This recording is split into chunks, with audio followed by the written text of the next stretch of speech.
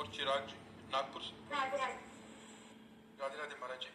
महाराज जी आप कह रहे हैं कि आप दोनों भाई शतरंज खेल खेलते हैं, उसमें पहले आपके आदेश हुआ था कि जो भी धनराशि जीते उसे गौ माता का हरा चारा खिला दें। महाराज जी, अब कोई भी प्रतियोगिता हम या स्कूल में कोई भी परीक्षा, उससे प्रारंभ में हम पूरा अपने पूज्य गुरुदेव को स्मरण करते राधा रानी के 28 नामों का जप करते हैं, कृष्णाय वासुदेव मंत्र के साथ ही अपना कार्य आरंभ करते हैं। गुरुदेव आपकी कृपा और राधा रानी के आशीर्वाद से 3 महीनों में हमने बहुत सारी शतरंज जो भी खेले उसमें 45,000 की धनराशि अर्जित किया है। आपसे विनती है कि हमें मार्गदर्शन करें कि अब इस धनराशि को कहाँ लगाएं।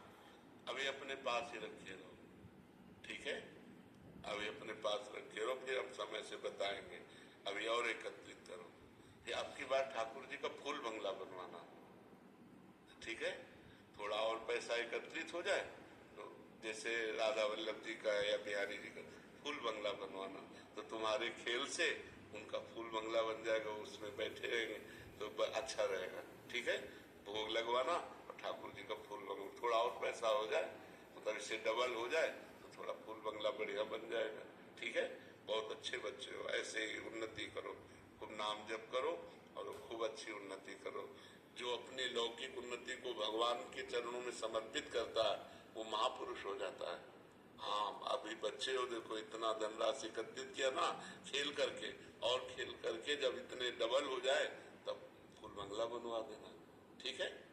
हाँ, आपकी ठाकुर जी की सेवा कर, गौ सेवा हो गई, अब गोविंद की सेवा कर देना। महाराज जी मैं इनकी मानता हूँ, तो सर इतना पूछ रहे थे, आज की युवा पीढ़ी जिससे गलत आचरणों में बढ़ रही है, मैं चाहती हूँ कि इनकी कोई भी तरीके से वो जो धनराशि है उससे इनकी आध्यात्मिक प्रगति हो। हाँ। और ये सही मार्ग पे चले आगे।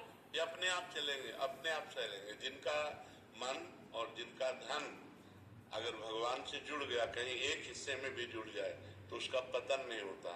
भगवान ऐसे रक्षा करते हैं, करो सदा तिनके रखवारी, जिम बालक राखे महतारी। ये जो आज की युवा पीढ़ी भ्रष्ट हो रही है, अध्यात्म से नहीं जुड़ी, भगवान से नहीं जुड़ी, शास्त्र स्वाध्याय नहीं करते, संतों की बातें नहीं सुनते, नहीं मानते, तो अब girlfriend, boyfriend, live in relation, व्यसन, बेविचार गिरते चले जा रहे हैं।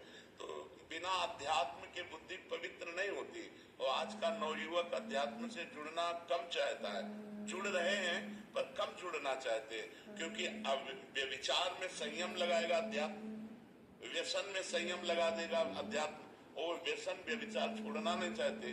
तो बिना गंदे आचरण छोड़े कोई पवित्र कैसे हो सकता है?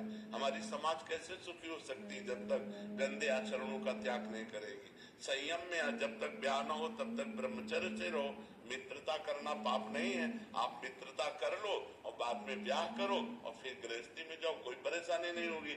जैसे 4 होटलों का भोजन खाने वाला एक रसोई का भोजन बराबर नहीं खा सकता, क्योंकि उसकी जबान चंचल हो गई। ऐसे ही रसेंद्री जनेन्द्री सब इंद्रियां है।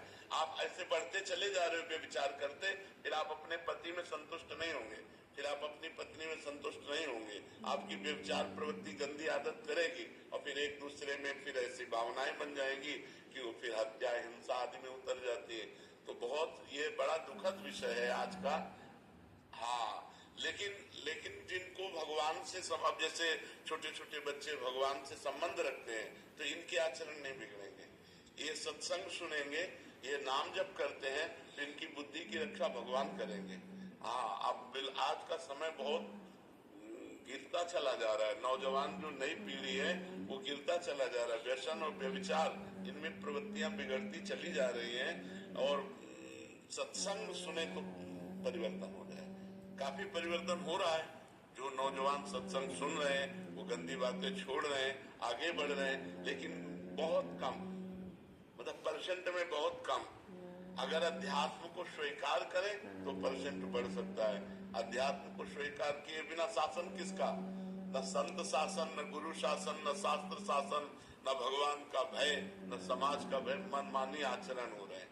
तो ये बुद्धि जो भ्रष्ट हो जाती है वो बिना भजन के, बिना भगवान के, बिना शास्त्र के ये बुद्धि पवित्र कैसे होगी? माया के द्वारा तो बुद्धि मलिन होती है, भगवान के द्वारा ही तो बुद्धि पवित्र होती है। जब होए बुद्धि जो परम सयानी, अगर बुद्धि प्रवीण हुई तो बचा ले जाती है। अगर प्रवीण न हुई तो फंसा दिया, पूरा चौपट हो गई, जिंदगी बर्बाद हो गई। बच्चे ही हैं, चाहे बच्ची हो चाहे बच्चा हो, बच्चे ही हैं, बुद्धि भ्रष्ट हो गई, खत्म थे। तो ये बुद्धि भ्रष्ट ना हो, इसके लिए हमें अध्यात्म चाहिए। बिना अध्यात्म के हमारी बुद्धि पवित्र नहीं हो सकती। प्रदीप जी जम्मू से